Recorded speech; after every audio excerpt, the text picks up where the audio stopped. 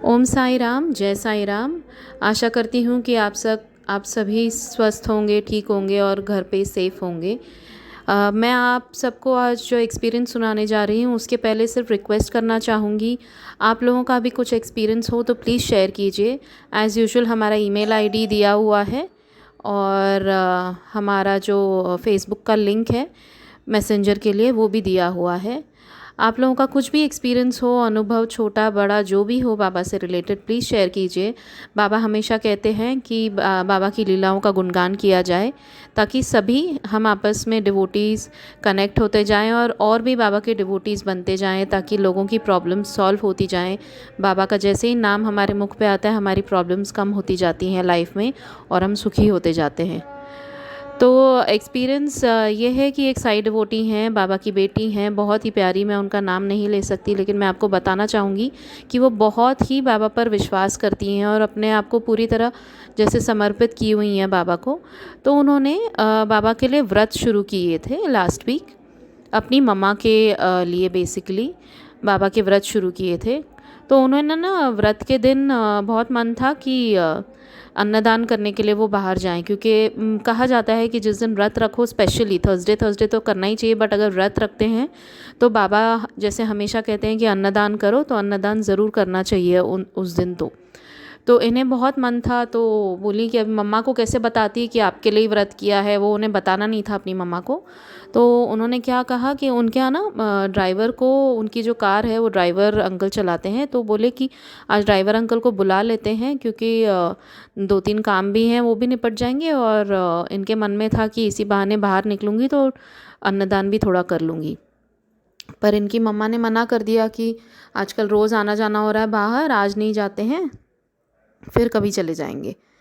तो ये बोली अच्छा ठीक है। अब मन में सोचने लग गई कि बाबा मुझे तो अन्नदान करना था, अभी कैसे करूँगी अन्नदान, बाहर नहीं जाऊँगी तो इतने में उनकी मम्मा ने क्या कहा कि अच्छा सुनो, हमारे घर पे रोटियां बहुत हैं, तो तुम ये रोटियां ना जाके पास में ही जो ये होता है ना काव का शेड, जहाँ पे गौशाला जो बोलते हैं, जहाँ पे बहुत गाय होती है, तो उनके घर के पास में शायद है, तो बोली कि वहाँ जाके गाय को रोटी खिला के आ जाओ। तो ये तो बहुत खुश हो गई कि बाबा की लीला कैसी हुई। वहाँ से मम्मा ने मना कर दिया बाहर निकलने के लिए कि मार्केट तक नहीं जाएंगे, लेकिन मुझे गौशाला बोला कि तुम जाके गाय को रोटी खिला के आना। तो ये तो बहुत खुश हो गई। ये एक तरह से अन्नदान हो गया उनका पशु पक्षियों के लिए।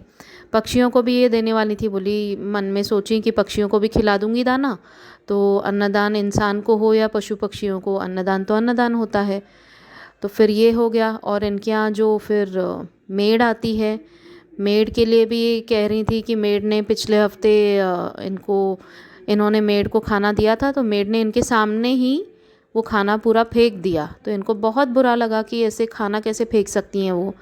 इनकी मेड शायद ये बताती हैं कि हर बार ना रोज़ खाना, वो रोटी बनाते बनाते रोटी चुरा के भी जाती हैं 1-2, और अगर इन्होंने देख लिया, मतलब ये अगर खड़ी होंगी वहाँ पर उनके साथ रोटी जब वो बना रही होंगी, तो वो चुरा नहीं पाती है ना, तो इट सीम्स वो चिढ़ जाती है कि वो मुझे चुराने को नहीं मिला। तो उस दिन लास्ट वीक जब उन्होंने खाना फेंक दिया था, तो उस दिन वो रोटी चुरा नहीं पाई थी शायद, जो बहुत गलत बात है। पर इनको पता होते हुए भी ये सोचती हैं कि चलो हमसे लेती नहीं है डायरेक्टली, तो इनडायरेक्टली लेकर जाती है, तो कोई बात नहीं, लेने दो। बट अगर डायरेक्टली सामने से कोई देता है, तो अगर अन्न का अपमान होता है तो फिर उसे वो इंसान को देने को मन भी नहीं करता ना। तो इन्होंने फिर जब देखा कि इन्होंने पूरा खाना फेंक दिया, तो इन्होंने 1 हफ्ते के लिए उसको कुछ भी नहीं दिया खाने को, एंड वो ना चुरा पाई, तो प्लस उसको सिर्फ एक ग्लास भर के ना ये चाय दे दिया करते थे। तो फिर आखिर 1 हफ्ते बाद जब उसी दिन थर्सडे के दिन, तो इनकी मम्मा ने शाम को मेड से पूछा कि तुम खाओगी, मैं राइस बना रही हूँ। तो उन्होंने बोला हाँ मैं खाऊंगी।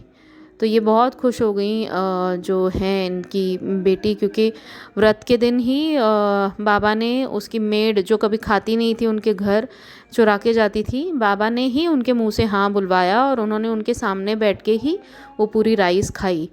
तो ये बहुत खुश हुई कि बाबा की कैसी लीला हुई, देखो कि बाहर नहीं भेज सके बाबा, लेकिन घर का घर में ही उनका अन्नदान का भी काम पूरा करवा दिया। जो क्योंकि अगर हम मन से चाहते हैं ना किसी की हेल्प करना, अन्नदान करना, तो बाबा कहीं ना कहीं से हेल्प भिजवा ही देते हैं।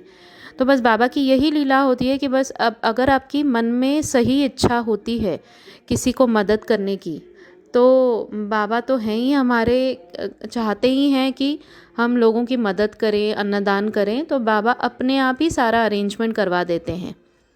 तो बाबा की ये लीलाएं जो होती हैं ना, इतनी प्यारी होती हैं कि बाबा से हमारे तरफ जो बाबा का डिवोशन है, प्यार है, बस ये तो सुन के एकदम बढ़ता ही जाता है।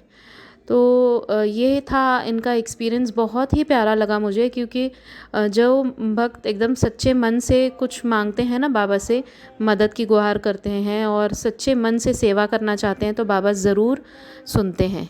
आप लोगों का भी कुछ एक्सपीरियंस हो, जैसा मैंने कहा, प्लीज़ शेयर कीजिए। और बस यही कहना चाहूँगी कि बाबा का नाम जपते रहिए और आपके सारे कष्ट बाबा धीरे धीरे करके हरते जाएंगे। ओम साई राम, जय साई राम।